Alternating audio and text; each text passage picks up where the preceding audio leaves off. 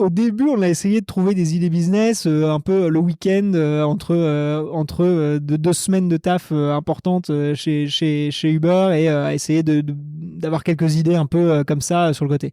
Ce que tu réalises assez vite, c'est que tes idées sont quand même pas folles et en grande partie parce que t'es pas du tout conditionné pour réfléchir à ce à quoi va ressembler le futur, à t'affranchir des obstacles du quotidien, à essayer vraiment de te projeter dans une nouvelle aventure entrepreneuriale.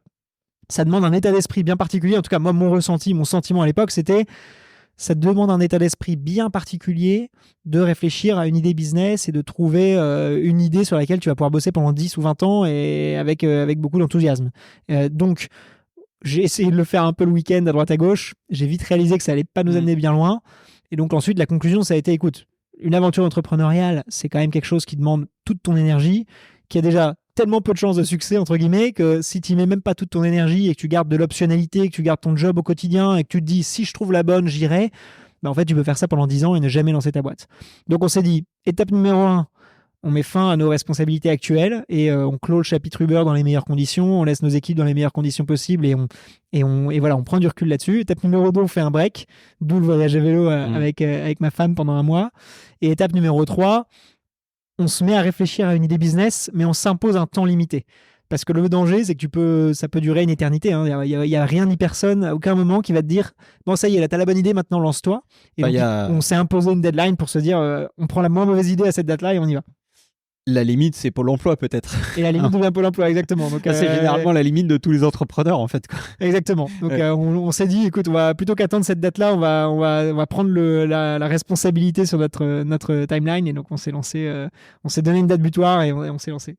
Alors, et si je m'intéresse à ça, c'est aussi parce que moi, j'ai été dans ce process et j'en ai abusé de ce process, mais dans le bon sens. C'est-à-dire que si je fais ce que je fais aujourd'hui, j'adore ce que je fais aujourd'hui, et d'ailleurs, je suis ravi d'être là, vraiment. Je suis trop content. Et mais en fait, c'est parce que j'ai pu prendre le temps. J'ai eu le luxe de prendre le temps. Et donc, pour moi, ça me parle énormément ce que tu fais.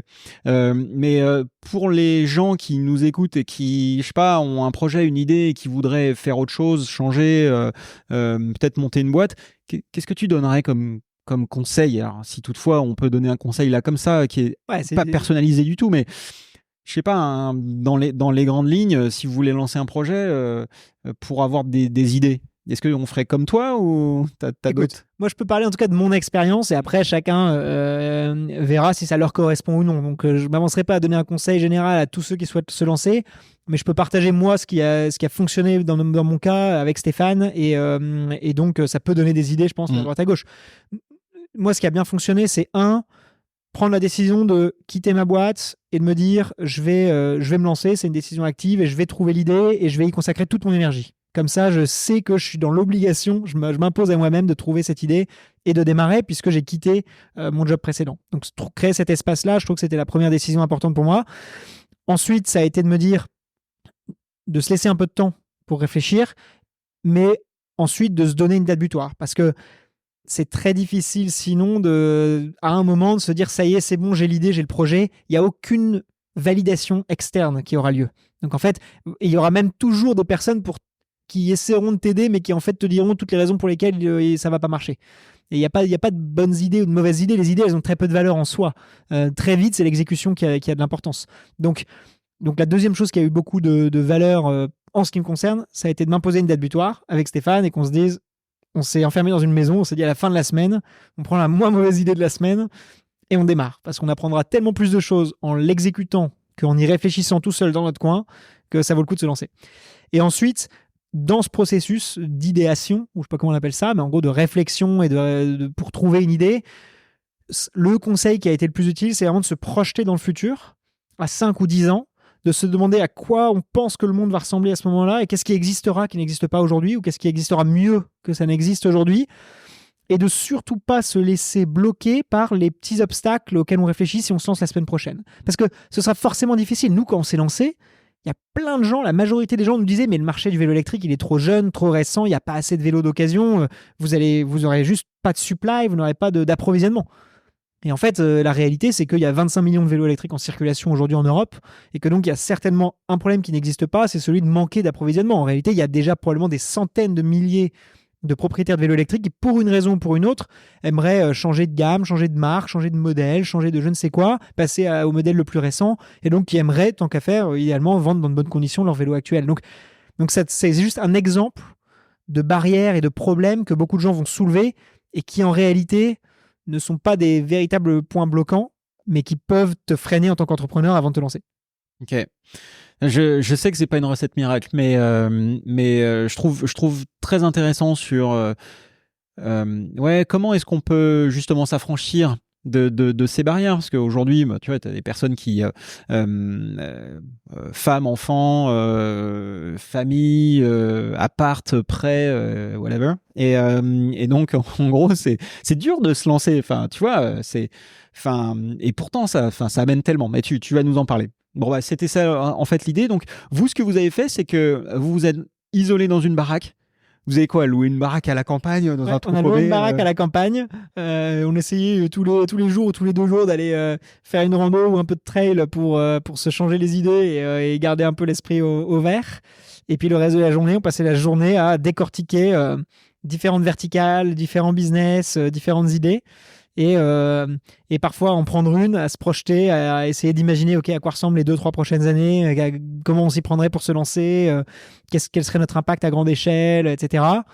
Et puis généralement on dormait dessus et le lendemain on se disait mais c'est une cata cette idée, ça n'a aucun sens, ça n'a ni queue ni tête. Et puis on détruisait tout et puis on repartait. C'est un process qui a amené à Upway, donc dont je suis très content. Ça n'a pas été un process que je qualifierais de agréable. Parce que en fait c'est une semaine qui est éprouvante.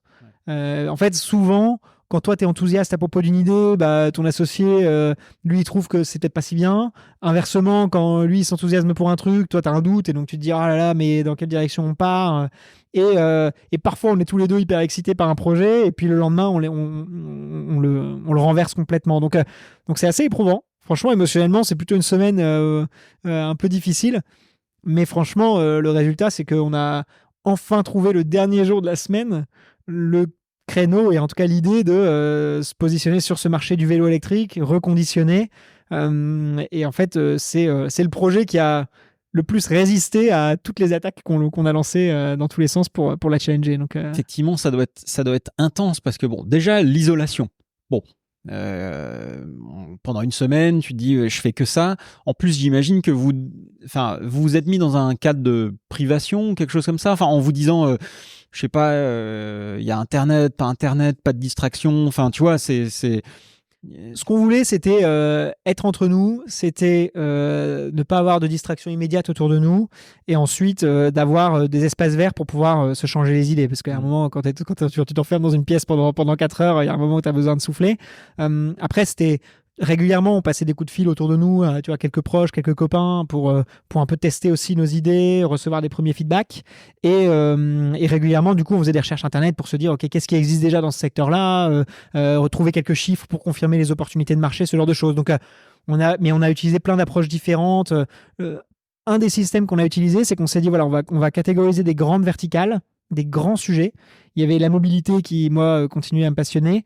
Il y avait le secteur des déchets qui me passionnait vachement. Il y a une chose malheureusement à laquelle je crois, c'est que les déchets par habitant ont plutôt tendance à augmenter qu'à baisser. Et donc en soi, c'est entre guillemets un marché de long terme. C'est-à-dire que c'est un problème en tout cas à résoudre à grande échelle.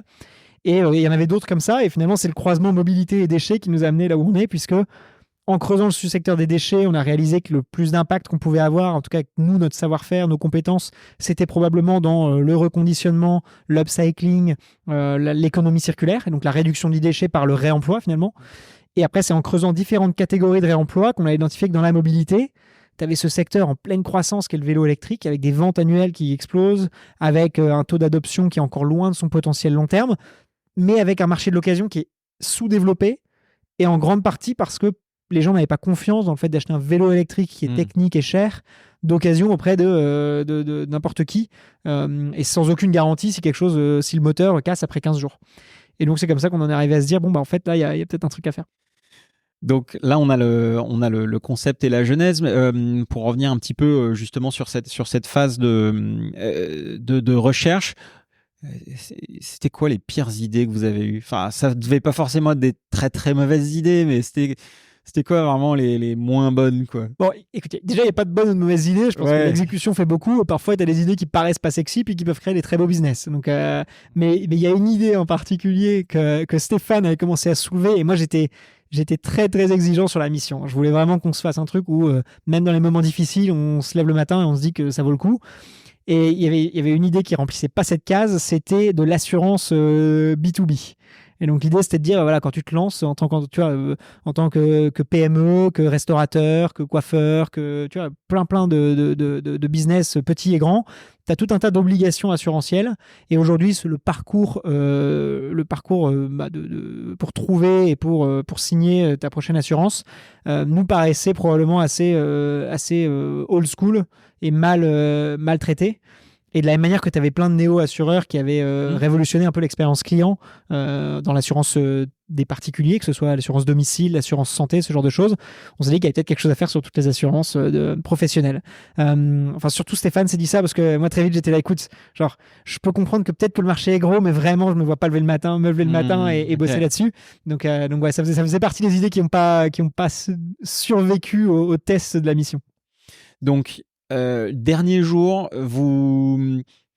comment du coup ça vient, tu sens qu'il y a un truc, tu te dis vélo, tiens vélo ça me parle, enfin comment c'est arrivé sur la table? Donc tu disais déchets, mobilité, mais du coup c'est quoi le lien avec le vélo et comment ça s'est fait? Déjà, je pense que dans un coin de ma tête, il devait y avoir des restes de finalement l'expérience que j'avais eue de voyager à vélo avec ma femme, puisque moi j'étais sur mon gravel, mon vieux Genesis croix de fer que j'ai depuis 2014. Et elle, en fait, comme on allait partir pour 30 jours, autant faire une journée de vélo ensemble, il n'y avait aucun problème, mais faire 30 jours, je sais pas, moi, on a dû faire 1500, 1700, 2000 bornes et avec pas mal de dénive chaque jour. On se disait faire ça tous les jours ensemble, ça va peut-être être compliqué. Et donc, en fait, elle s'est acheté un vélo électrique pour l'occasion. Et donc, j'ai pu découvrir grâce à ça à quel point ça t'ouvrait des portes. Parce qu'en fait, ça allonge les distances, ça supprime les reliefs. En tout cas, ça nous a permis de faire ce voyage de manière hyper confortable. Et donc, ça, c'était, je pense, une super expérience. Et ça m'a fait en tout cas prendre conscience du potentiel du vélo électrique quelque part. Et donc, quand l'idée est revenue sur la table pendant notre semaine, je pense que ça a eu une influence. Mais concrètement, en fait, on a pris ce concept d'économie circulaire. On savait qu'à l'époque, déjà, sur l'électronique, par exemple, un back market avait un succès fou. Et on se disait, il y a évidemment d'autres secteurs dans lesquels on peut développer un acteur à grande échelle qui permet de réduire les déchets évitables et qui permet de leur redonner une nouvelle vie et d'en refaire un nouveau produit hyper qualitatif. Et en fait, on a pris de manière très rigoureuse différents secteurs. On a regardé la mode et l'habillement. Évidemment, il y avait beaucoup de choses qui se passaient. On a regardé pas mal les meubles et tout ce qui était objet de grande taille, etc. Et puis, on en est arrivé en parlant à différentes personnes, etc., au sujet du vélo électrique. Parce que je pense qu'il y avait des personnes qui avaient vu passer des constructeurs, des dossiers de mecs qui se lançaient dans le vélo électrique, mais plus sous la partie création de nouvelles marques. Et en fait, ils nous disaient, les chiffres du marché sont assez impressionnants. Et on s'est dit, mais est-ce que ce marché-là, il a déjà une économie circulaire qui vit et qui est liquide? Et en fait, la réalité, c'est que la réponse était non. Et donc, on s'est mis en tête de répondre à ce challenge. Ok. Donc là, vous trouvez le truc et vous dites, ok, donc vélo électrique, reconditionné n'existe pas. En gros, la façon dont on le regarde à ce moment-là, c'est le vélo électrique, c'est énorme, c'est un produit qui plaît vachement et c'est un produit qui a un taux d'adoption déjà impressionnant et qui est en pleine croissance. Le marché de l'occasion, il est sous-développé en grande partie parce qu'il y a un manque de confiance dans la qualité des produits, dans le manque de garantie. Et donc, il faut qu'on crée une offre où tu peux trouver des vélos de toute marque, de tout modèle, de toute gamme de prix, à des prix qui sont bien plus intéressants que le neuf et avec un niveau de qualité et de garantie très important. Et ensuite, quand on a creusé le marché, on a réalisé qu'il n'y avait aucune capacité de reconditionnement à grande échelle. Donc, il n'y avait pas d'acteurs qui étaient en mesure de redonner une nouvelle vie à des milliers, puis des dizaines de milliers, puis des centaines de milliers de vélos électriques. Et donc, très vite, on en est arrivé à la conclusion que pour se lancer, pour pouvoir créer une offre significative et grandir rapidement, il fallait qu'on opère nous-mêmes ce processus de reconditionnement. Et donc, c'est comme ça qu'on en est arrivé non seulement à créer un acteur qui va être une destination majeure pour un client qui s'intéresse au vélo électrique et souhaite acheter un vélo de qualité, mais éventuellement d'occasion reconditionné, et de faire cette étape de reconditionnement de nous-mêmes, plutôt que de passer par des tiers, par exemple, en simple place de marché. Ouais, parce que, enfin, à l'époque, Le Bon Coin fonctionnait très bien. Non, mais... Ouais, mais le feedback qu'on entendait, tu vois, des personnes qui s'intéressaient au vélo électrique d'occasion, c'était qu'ils avaient peur d'acheter sur le Bon Coin. Parce qu'en fait, ils se disaient, mais moi, autant acheter un vélo musculaire. Notamment quand on parle de passionnés qui connaissent les vélos de route, les gravels, les VTT, tout ce qu'on veut. Bah, vérifier que la transmission est en forme, que la roue est pas voilée, que le cadre n'a pas de fissure, ils y arrivent à peu près à l'œil nu. Mais quand tu commences à acheter un produit dont presque 2 tiers du prix vient dans le moteur, la batterie et l'électronique, qui sont absolument, dont tu es incapable d'évaluer l'état à l'œil nu, bah, ça commence à faire peur de se dire que tu l'achètes auprès de ton voisin ou de quelqu'un du village d'à côté. Et puis, un mois plus tard, il y a un pépin. Bon, bah, c'est tout, quoi. Tu n'as plus personne vers qui te tourner, tu n'as pas de garantie, voilà, t'as aucune confiance dans la qualité du produit que tu achètes. Alors que nous, on est en mesure de te proposer un produit qui, franchement, en dehors des rayures éventuelles sur le cadre qui vont rester, qui vont te rappeler que c'est un vélo qui a eu une première vie, bah, c'est un vélo qui vient dans un état qui vraiment se rapproche autant que possible du neuf.